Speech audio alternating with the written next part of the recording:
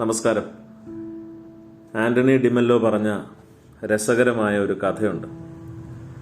അനവധി വർഷത്തെ അധ്വാനത്തിന്റെ ഫലമായി ഒരു ശാസ്ത്രജ്ഞൻ തീ ഉണ്ടാക്കുന്ന കല കണ്ടുപിടിച്ചു.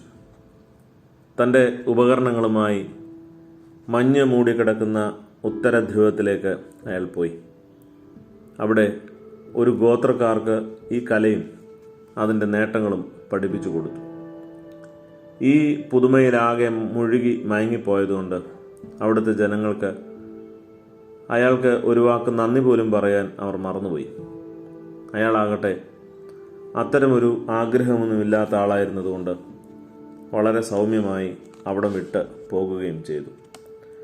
പിന്നീട് അദ്ദേഹം സമീപിച്ച രണ്ടാമത്തെ ഗോത്രത്തിനും പഠിക്കുവാൻ ആദ്യത്തെ പോലെ തന്നെ ഉള്ള ഗോത്രത്തെ പോലെ ഉത്സാഹമായിരുന്നു. പക്ഷേ ഈ അപരിചിതനായ ശാസ്ത്രജ്ഞന് ജനങ്ങളുടെ മേലുള്ള ഒരു സ്വാധീനം കണ്ട് ആ നാട്ടിലെ പുരോഹിതർ അസൂയ മൂത്ത് അയാളെ കൊല ചെയ്യിച്ചു.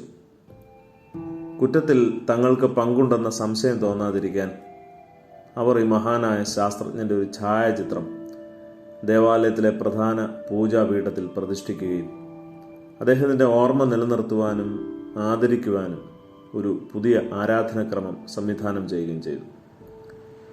ആരാധനാക്രമത്തിൽ വള്ളിപുള്ളി മാറ്റം വരികയോ അതിൽ നിന്നും ഒട്ടും വിട്ടുകളയുകയോ ചെയ്യാതിരിക്കാൻ അവർ അങ്ങേയറ്റം ശ്രദ്ധിച്ചു. തീ ഉണ്ടാക്കാൻ ഉപയോഗിച്ചിരുന്ന ഉപകരണങ്ങൾ ഒരു പേടകത്തിൽ സ്ഥാപിച്ചിരുന്നു. വിശ്വാസത്തോടെ അതിൽ തൊടുന്നവരെല്ലാം സൗഖ്യം പ്രാപിച്ചിരുന്നു എന്നും പറയപ്പെട്ടിരുന്നു.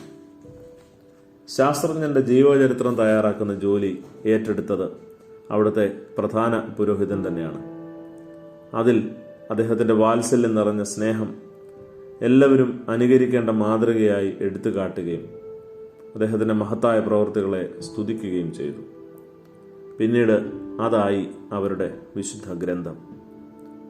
ഭാവി തലമുറകൾക്ക് ഈ ഗ്രന്ഥം കൈമാറുന്നതിൽ പരാജയം സംഭവിക്കാതിരിക്കാൻ പുരോഹിതർ അതീവ ശ്രദ്ധാലുക്കളായിരുന്നു.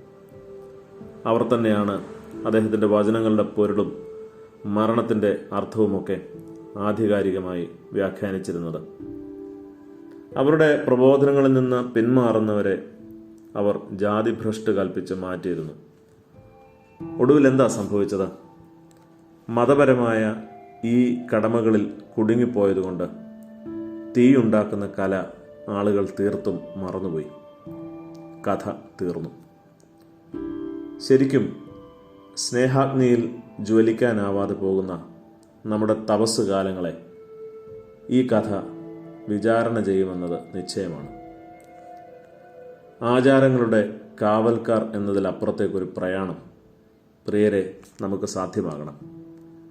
നമസ്കാരം.